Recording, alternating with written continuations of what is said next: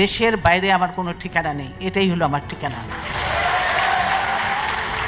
এই দেশ, এই দেশের মাটি মানুষই আমার সব কিছু, কাজে আমি দেশের বাইরে যাব না।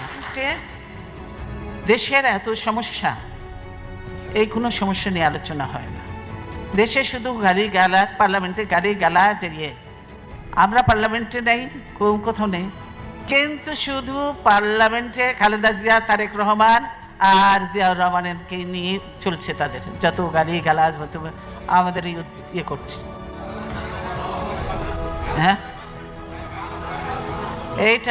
এটা হলো তাদের কাজ।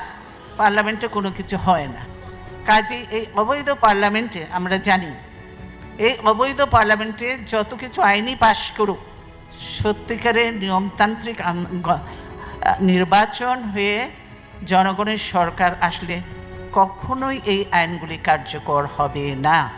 কারণ যে অবৈধ পার্লামেন্টের আইন এগুলি কার্যকর হতে পারে না।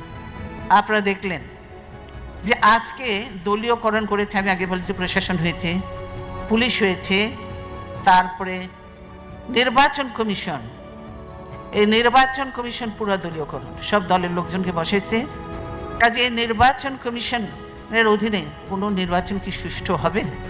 হবে না। এই হাসিনার অধীনে কোনো নির্বাচন কি সুষ্ঠু হবে? এতগুলো কিছু দেখার পর হবে না। যার জন্যই আমাদের ডিমান্ডটা যে আমরা নির্দলীয় যে নাইব, আমরা বললাম নিরপেক্ষ সরকারের অধীনে নির্বাচন হতে হবে, হাসিনার অধীনে হলে হবে না। আর নির্বাচন কমিশনকে পুনর্গঠন করতেই হবে, কমপ্লিট পুনর্গঠন না করলে এই নির্বাচন করা, এই রকিবউদ্দিন আর হামিদুদ্দিন দিকে দিয়ে পার্লামেন্ট নির্বাচন করা সম্ভব নয়। সেজন্যই এগুলি প্রয়োজন।